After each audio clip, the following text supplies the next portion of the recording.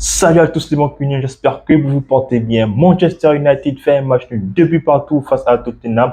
Encore une fois, Manchester United peut avoir de regrets. Manchester United était peut-être au bout de suspense afin de pouvoir être peut-être même le seul dauphin de Arsenal. Mais non, il a fallu que Manchester fasse donc un match récidiviste comme face à Nottingham Forest. Alors oui, la famille, nous allons revenir sur ce débrief-là du match de Tottenham contre Manchester United.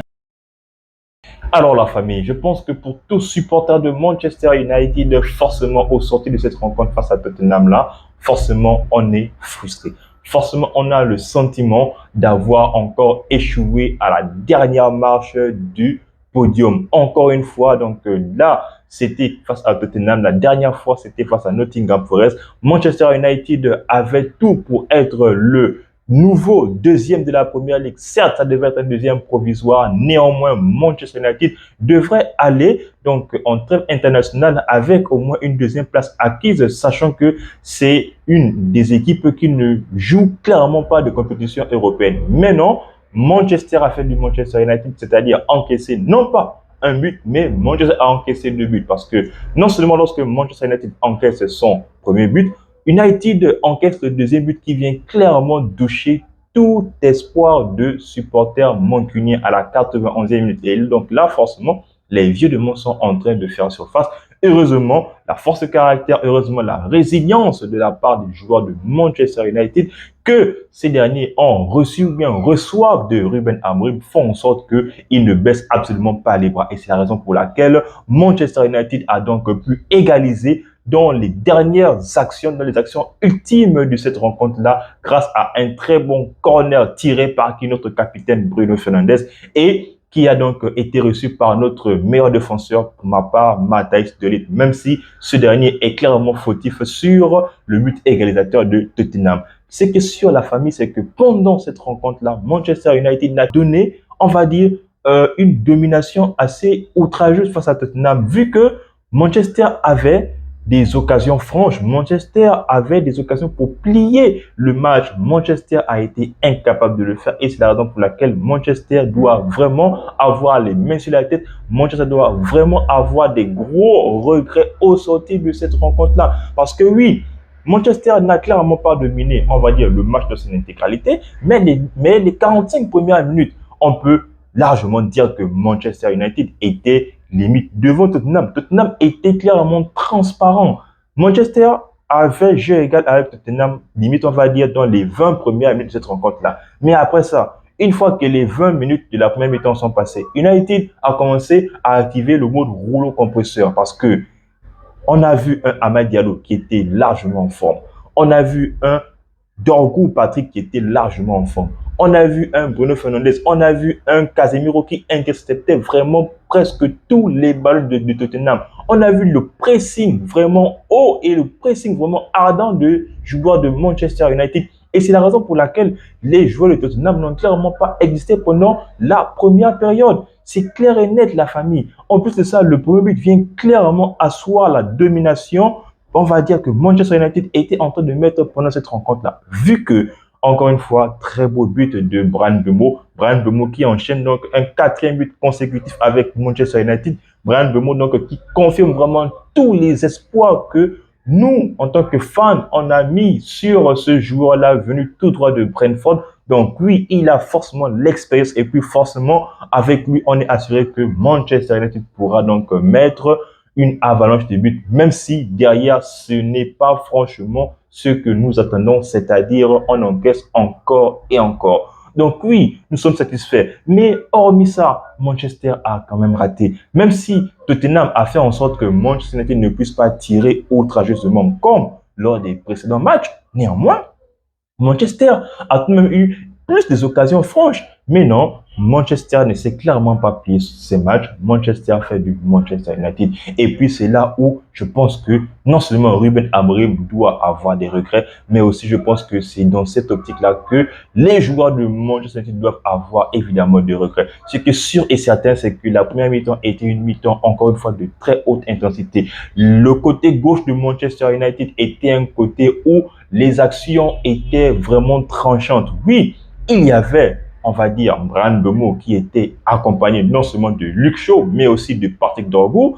Mais il faut aussi dire que de l'autre côté, Mazraoui, donc Noussaïr Mazraoui était avec Diallo, on pouvait dire qu'il y avait vraiment une complémentarité avec ces joueurs-là. Mais malheureusement, il n'y avait pas de joueurs pour tuer le match. Il n'y avait pas une action où à chaque fois qu'un joueur offensif de Manchester United savait se défaire de son 1 contre 1, lorsqu'il faisait un centre de retrait, malheureusement, il n'y avait absolument personne. D'ailleurs, l'une des premières actions de Manchester, lorsque Mbeumo a réussi à passer sur son adversaire direct, il a fait un centre au point de pénalty. Malheureusement, il pensait que un de ses coéquipiers devait être là pour couper le ballon. Et puis le coéquipier qui était le plus proche, c'était qui? C'était Amad Diallo. Donc, oui, Amad Diallo s'est donc rattrapé en faisant encore une fois une passe sur qui? Sur Bryan Mbeumo. Donc, Diallo qui lui aussi soigne ses stats. Le match dernier, il a donc marqué un but. Ce match-là, il fait encore une passe. Donc, forcément, c'est une trouvaille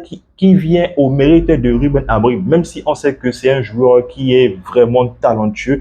Donc, nous, en tant que fan, on attend bien évidemment qu'il fasse toujours un match constant comme il a fait aujourd'hui. Il fait toujours des prestations comme il a fait aujourd'hui. Sauf que, au sortir de la première mi-temps, donc début de la seconde période, on voit un Tottenham qui est transfiguré.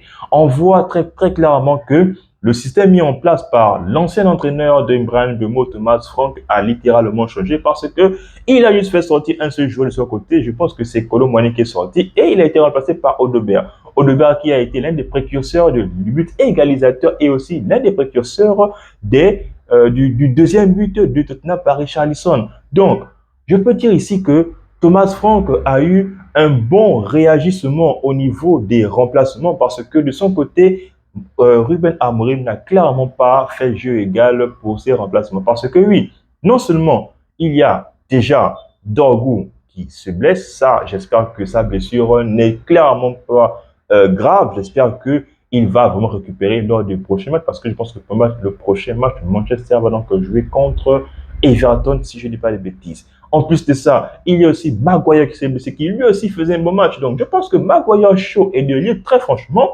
De Ligt et Shaw, ils sont assez rapides lorsque les attaquants leur font face, surtout en termes de vitesse. Et Maguire est là dans l'anticipation. Donc, l'agressivité de Shaw et l'agressivité de Ligt font vraiment en sorte que les attaquants ne puissent pas avoir la moindre occasion. Et c'est ce qui s'est vu lors de la prestation de Richarlison. Mais il suffit seulement d'une seule occasion anodine pour que un attaquant limite un 9 fasse ce qu'il sait faire de mieux, c'est-à-dire marquer au moment où tout le monde s'attend le moins. Et c'est ce que Richarlison a eu à faire aujourd'hui. Et pour ça seulement, je pense qu'on peut féliciter ce joueur de Tottenham-là. Mais heureusement, nous avons aussi un gardien qui nous fait énormément du bien. Donc, 5 matchs pour Manchester United, aucune défaite. Certes, il y a 3 victoires et puis 2 matchs nuls. 2 matchs nuls qui étaient limite, je veux dire, évitables parce que Manchester United était, on va dire, en position de pouvoir remporter ces matchs-là. Donc, que ce soit contre Nottingham Forest où Manchester avait les occasions multiples de pouvoir appuyer le coup de Nottingham, ils n'ont pas fait. Pareil pour Tottenham, ils avaient des occasions pour appuyer le coup de Tottenham, ils n'ont pas fait. Parce que quoi? Il y avait le changement tactique de qui? De Thomas Frank. Donc, lorsque Ruben Amorim fait ce changement, il y a Ugarte qui rentre à la place de qui? De Casemiro. Il y a Yoro qui remplace Maguire, donc qui s'est blessé. Mais aussi, il y a donc Mason Mount qui vient. Je pense que Mason Mount il a remplacé qui? Mason Mount, lorsqu'il rentre, c'est que sûr et certain, Mason Mount, il vient pour remplacer qui? Pour remplacer Matheus Cunha. Matheus Cunha qui, lui, n'a pas fait un match assez, on va dire, sérieux, comme d'habitude du moins. Il n'a pas été très, on va dire, important dans cette rencontre-là et c'est pour laquelle il était normal qu'il puisse sortir. Sauf que le tout dernier changement, très franchement, celui-là, il a fait parler parce que en faisant rentrer l'autre attaquant que on se disait que voilà, d'ailleurs, c'est sur lui que nous comptons, donc Benjamin Sesko.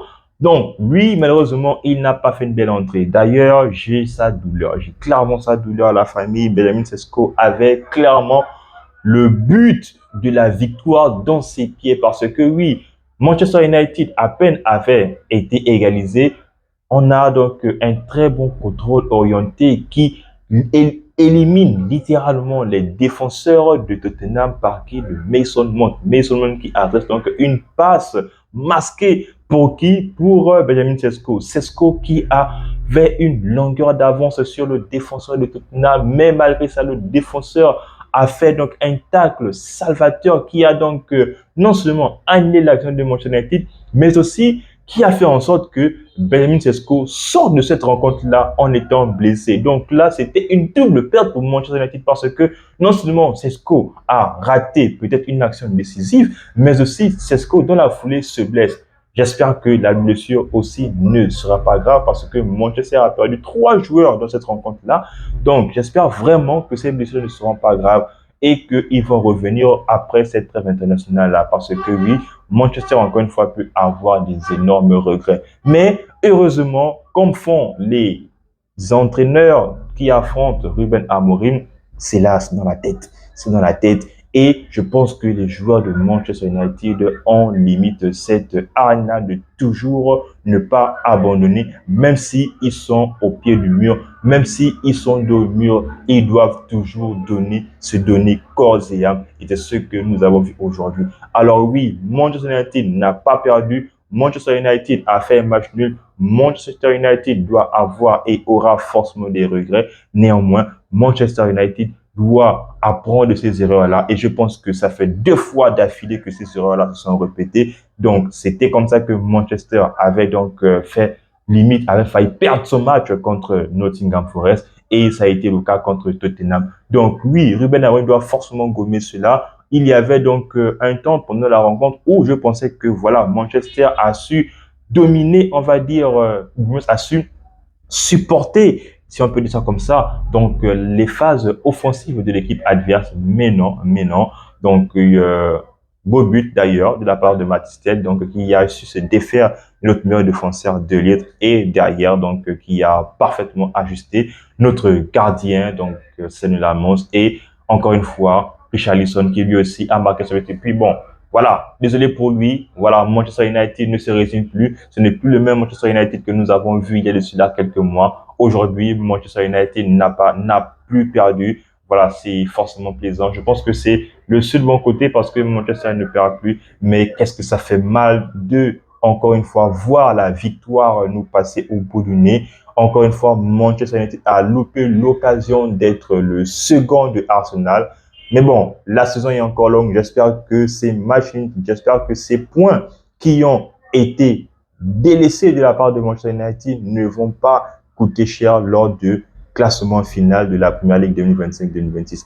Donc, oui, la famille, pour moi, j'estime que Manchester s'est fait voler, ou du moins que Manchester n'a pas eu le courage de pouvoir aller chercher cette victoire-là, parce que Tottenham était non seulement le bourreau de l'année dernière, mais aussi Manchester United n'a clairement pas réussi à taper, à battre Tottenham, du fait qu'une seule fois lors de la saison 2024-2025. Donc voilà un peu que le regret, c'est ces mots-là que je ne cesse de répéter pour cette rencontre-là. Manchester a vraiment, vraiment de regrets.